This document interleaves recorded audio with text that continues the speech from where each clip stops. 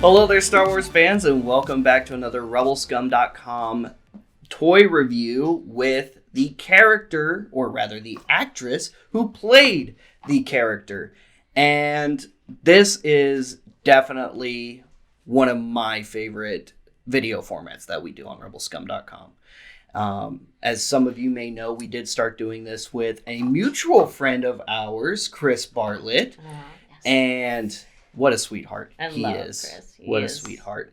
And I am so very excited to continue this new tradition that we started on Rebel Scum with Miss Misty Rosas. So for those of you who are not familiar with Misty, she is the suit actress who played Kuiil in The Mandalorian. Yes, Nick Nolte played Kuiil, but really, Nick Nolte just played the voice of Kuiil. He didn't really have anything to do with the body. He wasn't, as far as I know, ever on set, was he? No. Did you all ever get to meet Nick? No, I wish I could have.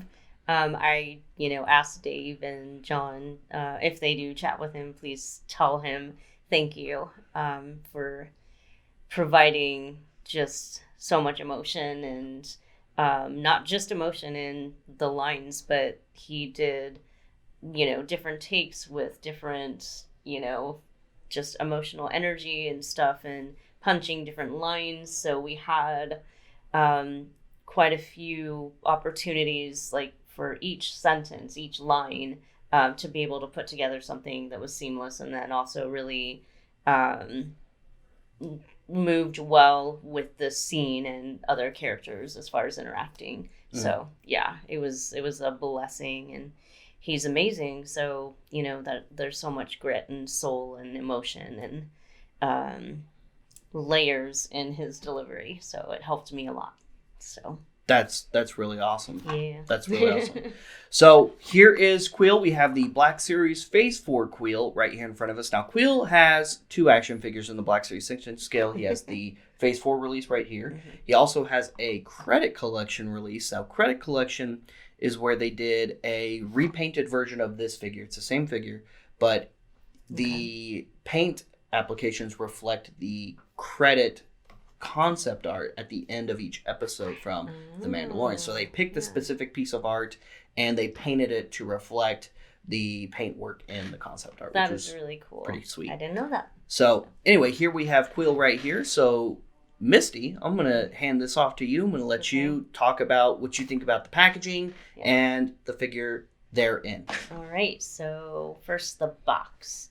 Well, anytime I see, this, it just gives me goosebumps because, as a kid, seeing that on the big screen, it has so much meaning, and my entire life journey it really has felt like to get to this moment. So that it gives me goosebumps to just see Star Wars and to be a part of it and to be a part of this. I love the box. I love that they add so much detail and extras, Mando and Kuiil together, which again, I love the bond that we created. And just this, photo too, it's very Kuiil. He's just, he's been through, experienced so much that this time in his life was about simplicity and peace. That's just all he wanted, was quiet and peace. And so, yeah, the box itself represents his journey really well. I love it. Yeah, I have one of these at home that, I didn't take apart. It's the box, which is as important as the figure. So I think it's beautiful. It's very Star Wars colors to me. Earthy, gritty. Yeah. They did a good job. 5 stars for me. All right, out of the box here we have the Kuiil figure for you. Okay. So there you are. Yeah. What do you think?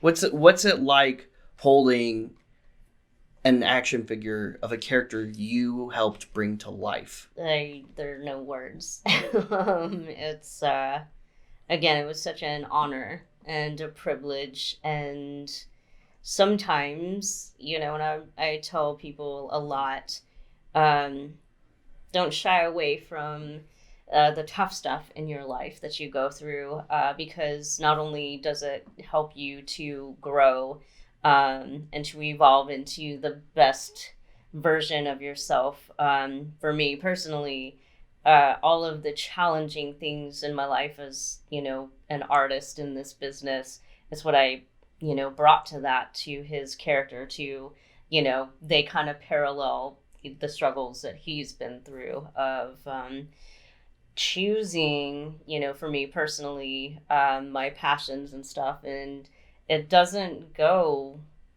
easily in a the steady upward trajectory. It's up and down, and you think you're doing great, and then something happens, and you don't get a song, it doesn't get placed in a movie or whatever. And so it's like, oh, we're it's in the queue, and you maybe we may be placing the song in the movie, and you get like certificates, and it's like, oh my gosh, it's happening. And then they're like, no, they went with a different song. So then it's like I said, it's up and down. And that's what I brought to him, and what it feels like sometimes when you feel like you're failing at life. It's just part of it. And so it makes me really proud. It was very emotional to say some of his lines, because again, I brought and I pulled from literally my life to say the things that I would say with this character. So I'm proud of him. So you totally should be. You brought a lot of life, like I said, to this character, and Kuiil is one of the most standout characters, even through season 3. The gravity and the weight of his character was still felt. You go back to the episode with Jack Black, for example, and when Din and Bo seemingly hit another obstacle where they're trying to get some information out of some Ugnaughts, Din just name drops Kuiil, and all of the other Ugnaughts go, okay, so this guy clearly has some respect from somebody of part of our world, part of our society, who has and carries great respect and great weight. So it was really nice to see the character of Kuiil wasn't truly done even after his death in season 1 of The Mandalorian. So and cheering up. So it meant a lot. So holding the figure in hand. Yes. How does it feel accuracy-wise versus the costume you wore on set? I know there was a little bit of puppetry involved as well. Yes. There was you mentioned off camera, you mentioned that there was a lot of weight to the suit in some parts. Yeah. And the eyes that we see on Kuiil are actually your eyes. Yes. That's pretty cool. Yeah. I think one of the biggest compliments I got from a friend of mine, Victor Ured, he's an actor, he's a comedic actor, and a really, really incredible puppeteer. Like, we've never actually worked together, but we've worked on a lot of shows in the ensemble. And he told me, he's like, wait, those are your eyes? And I'm like, yeah, because most people in my field of work and knowing what I do, they assume that it's a fully encased head. And so he's like, oh man, like, wow, you did a good job, because he's like, there was so much like soul, like what you see a lot of times in what people feel comes through, it has to come through the eyes. So I was like super proud that my friend that is a New York actor, which again I have so much respect for, gave me that like compliment. It's like, oh, thank you. So yes, and that's why this animatronic head it's the first of its kind that I've worn where your eyes are exposed. Usually, like, a good example is Frog Lady right here. She's I'm fully encased in that head, and I have a skull cap, and I don't see through those eyes. I don't see at all the moment the mouth is closed. So with him, that was kind of a blessing, but also really intense because the way this head was put on me is his little vest, the backpack, and the whole head was all one unit. And it took, three of my puppeteers to lift that whole thing on, pry the head apart this direction, slide it on me, and then just, it was right against my face in order to make the blend of the skin on, for Kuiil's face blend with like my under eye and my eyelids. So yeah, it was complicated and complex. So under the head of Kuiil, were there any prosthetic eye makeup pieces on underneath the helmet as well? So it was just all one piece. Yeah, that's how amazingly talented Legacy Effects is. And a shout out to Jason Matthews, who sculpted the face. I'm almost positive it was silicone. I apologize if I misspoke about that, but the blend of the skin around, and at first too, there was this talk of maybe having to glue me in, which that would have just been made my job a million times more difficult, because then I wouldn't be able to take the head off, and I just needed to, because this head was so close to my face that I would start to breathe in my own CO2, especially during the really more intense scenes, and that's not good for you. No, of course not. So, and what they did too, which you never see, they did a good job back here. The scarf helped a lot because all of my wires, I don't know how many there were, maybe I'd say at least 30 behind my neck. So yes, he has a lot of mobility, but for me, it was really hard to turn my head. I would have to kind of shift things every once in a while if I needed to really turn my head to view a scene.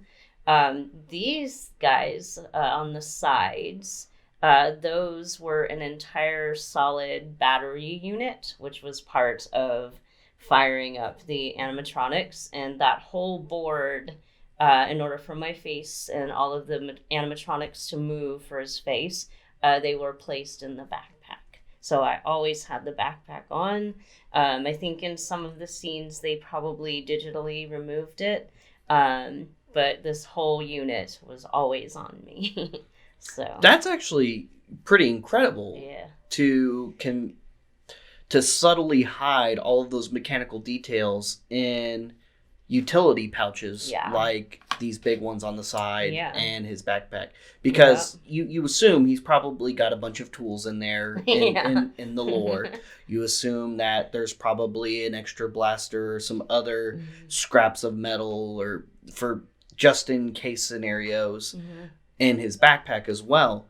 So that's pretty cool that all of your animatronic gear was actually stored practically on you, while also blending in seamlessly with the costume and the universe. Now, what do you think about some of the more subtle details on here, such as the belt buckle? Do the eyes of the figure look right? Do they look like your eyes to you? I think so. I think this one is really accurate. I love his facial hair and his big bushy eyebrows. On this, I noticed the belt buckle that's very much the design. The colors are different. The belt buckle on my costume was kind of like a gold color. The belt itself, I think, was brown.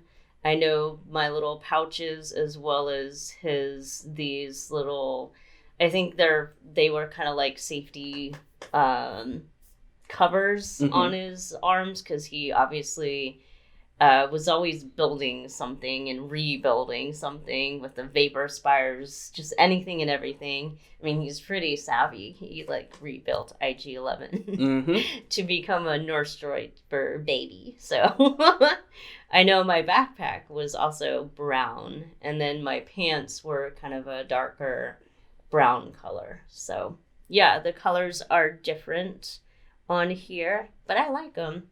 The one super accurate color is the green shirt. That's, was green. So, yeah, I like it. That was cool. Now, could you do this with your costume? Pull my, yes, yeah. Because remember when you first are introduced to him when he invites Mando into his home, and I know like John appreciated it because I hang up my goggles and stuff, and I go and I like kind of itch my head, which again is not my head, but I just wanted to give him these little subtle details to make him feel like that is his face, that is his head, it's as real, as you can get. So like I do, like if you go and see, chapter 1, he'll like walk by and kind of do that and then go to the T. So yeah, he didn't have his hat on in that moment, and then there was I think one other, usually when he was in his home, he didn't wear his hat. I liked his hat though. I think it's cool. I would love this if they, if I could have anything, it would definitely be his goggles and his hat. It was just cool. Could you actually see through the goggles? A little bit. Okay. It's a little slit. Yeah, they're kind of, they're red and it's thick. But there's like little tiny slits, so you could see a little bit. So, yeah. Very cool. Yeah. So the last thing we have to talk about is Kuiil's blaster. Now, we didn't see Kuiil use his blaster a whole lot on the show, but he did carry it with him. How does the blaster look versus the prop blaster you held on set? It is very accurate, down to, the little like handle thing. Yeah, the wood color, again, is a little bit different. It was kind of had more red brown in it. But yeah, no, this is very, very accurate. So I know he didn't use it. He's very, I will say, I think because of his history and stuff, for the most part, he's, at least in my opinion, he was very nonviolent, just avoided that. I would imagine he just had seen so much that, again, was all about just peace and quiet. So, this actually, when I did, this was like this tranquilizer gun where he took out the blurgs and just, they went to sleep just so that, because they were attacking Mando. So, so, and I liked that about him, because that's, my jam too, is just to spread just peace and kindness and love and gentleness. So, yeah, I was happy about that. Now, I know some Star Wars actors get to pick out their unique accessories. Sometimes they get to pick out their blasters. Sometimes they get to pick out their lightsabers in some cases. Did you get to pick out your own blaster, or did they just hand you this blaster and say, okay, here's Kuiil's blaster? Yeah, no, they just handed me things, and I tried to be as quick as possible, like getting to know it, so that it looked like I knew what I was doing. So, yeah, and I just wanted to make sure, we did shoot like literally his introduction moment, where you meet him for the first time. I think we shot that 3 times. They just really wanted to get that moment right. And, I'd asked too, because again, it's like, am I shooting them? Like, are they gone? Like, no, you just tranquilize them. Those, those are, those blurg will end up in a pen where you are. So I was like, okay, cool. So, and also too, was like, wanted to make sure that I never appeared like I was hostile. So, because the moment that was done, I, pulled it up right away, like, just to let Mando know. It's like, I'm just helping you out here. So, it was fun. It was cool. Dave is really sweet. He's like, I'm so sorry. We got to shoot it one more time. I was like, I will shoot it as many times as you need to, because I want it. I want this. I want to get it right. So, it's really important to me. Well, Misty, overall, what do you think? What do you think about the figure right in front of you? Did they nail it? Yeah, I think so. I think it's really cool. And again, it is nice to see even just the details on the coverings. Everything is there. There's even detail on his little side pockets. So it's really cool. You know, he has his goggles, which I love. Everything, you know, down to the covers on the shoes and his gun. It's really cool. It's all there. I love it. It gets the 5 stars from me. Well, there you have it. From Kuiil herself, 5 stars on the Black Series Kuiil figure. It's definitely a great figure. It was one I was very excited about from the moment it was announced. He's a character that I think it's safe to say everybody fell in love with from the moment he said, "I have spoken" for the first time.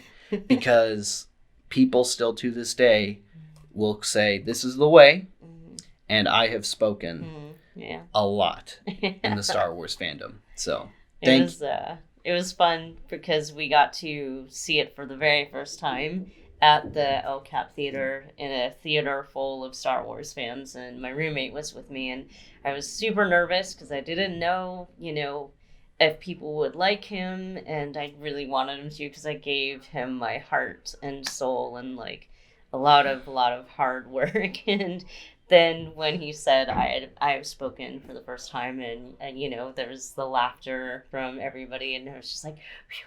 And my roommate's like nudging me, he's like, they like him. I was like, thank goodness. So yeah, I'm super proud. Well, guys, thank you so much for tuning in to today's video review featuring Miss Misty Rosas reviewing her figure, Kuiil, the Black Series Phase 4 number 7 Kuiil.